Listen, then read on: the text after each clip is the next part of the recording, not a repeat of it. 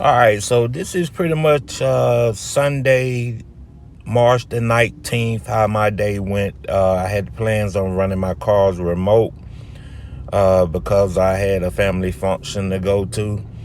But as you can see right here, this is one return. This is not a remote yet, but this customer bringing the car back at 11. And hopefully he didn't hit my car door next to him on my Camaro. I have to check that. Not that it makes a difference. Can't do nothing about it. But so I come out. He let me know outside. I come out and I'm looking like, where this guy at? What's going on? The key's not in the car. And why would he just leave the car like that? Oh, he come walking up from somewhere. All right, so I get the keys from him and do the checkout process, and he's gonna do it as well, and get this car all wrapped up. But here's where the twist come in at. So my plans was, to go pick up my daughter off work at 2:30 p.m., come back, head straight out to the family function that I had planned. But at least I know that this car was going to get booked back out immediately.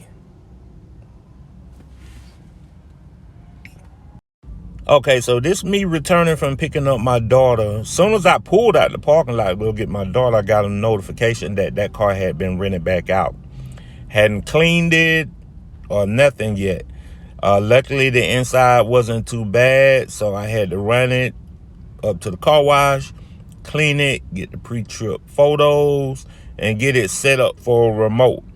So now I got one going out remote today and one's gonna be returned remote today. But you have to be ready for stuff like this. I like having a camera on my cars when I'm running remote, especially when I'm out of town on vacation or something. I'm able to kind of glance in to make sure everything's going smoothly, also to make sure nobody's bothering the vehicle. But as you can see, I got this bad boy clean, ran it through the automated car wash. I usually hand wash and do the tires and the whole nine, but it was a quick go for me. Had to run it through the car wash real fast so I can get up out of here. And it was my first time using that automated car wash, so I just want to do a walk around, see how it looked. It went pretty good, although I feel like the car got banged up some. No automated car washes bang your car up. The mirrors be backwards and everything else. But I think it's good enough to send back out. So I'm going to go ahead and get the lock box set up. And I changed the code on my lock box for each vehicle after every use.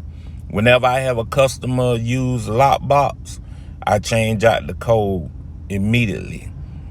So for the next ride, somebody can't come back and use the same code that they used before and take the vehicle.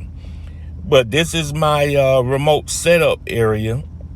So next I'm gonna kind of go over my instructions that I sent out to the customers that I have pre-written, and I can just copy paste into the app and send it.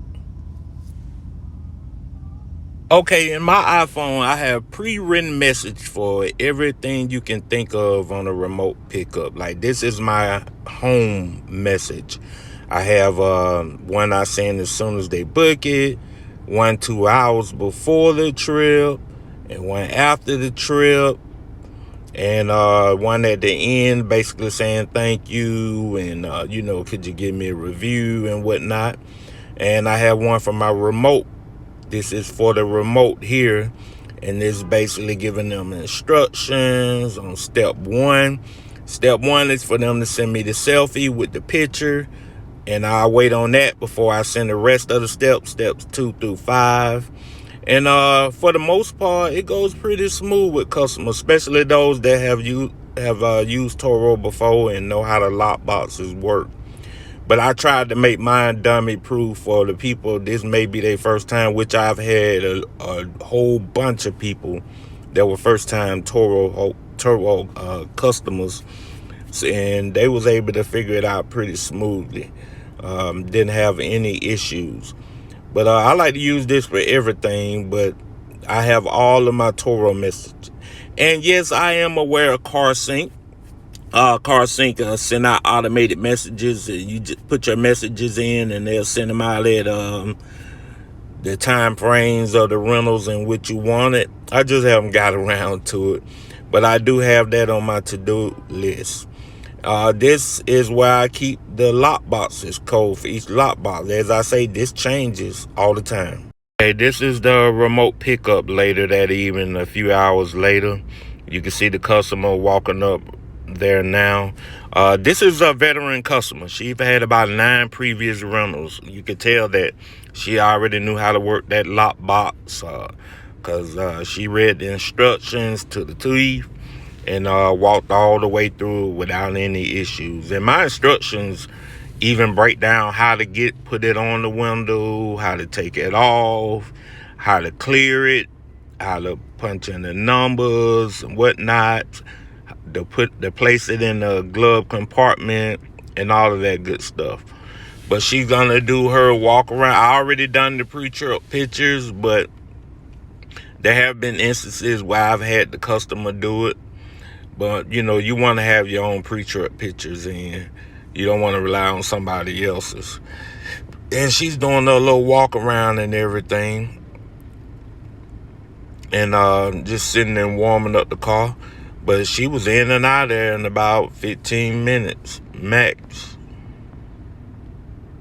So this next one is a remote return.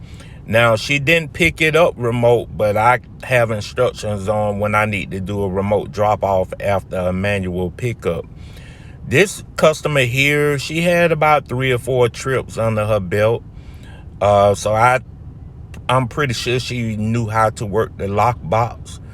But she brought the vehicle back. It was covered in bird poop from front to back. The seats had stains in them. I mean, it wasn't the worst I've seen inside, but the outside was trash. She must have parked under a tree or something. She didn't read the instructions correctly. She had the lockbox part right. She sent pictures, but she didn't upload them through the app. She sent them to me through message, which I do that anyway when I get back. So I already had game plan. You know, I always inspect the vehicle. And when she took a picture of the mileage, it was on trip instead of mileage. So the mileage picture wasn't right. So I already had it in my game plan when I get back later that night what I had to do, which I pretty much do anyway. Do a full inspection of the vehicle, you know, get my pictures of the mileage, and then go ahead and close it out once I return. Now, if I'm out of town, I'm heavily dependent on that customer being able to follow those instructions to the T. I didn't bother her because I knew I had to do it anyway. But if I was out of town and I needed that closed out and I needed that mileage and I didn't have no one to do it, I would be looking through the camera and probably tell that customer I need the correct picture of the mileage so I can properly close out the trip. And, you know, would have tried to catch them before they got too far. But for the most part, she did what she's supposed to do other than bringing back a trashy vehicle. And I'll get her back in the rating for that. But I don't try to rate customers bad because I want to return. So I'll probably give her a 4. Okay, this me returning later that night. As you see, I parked right next to the vehicle. I'm in one of my other cars.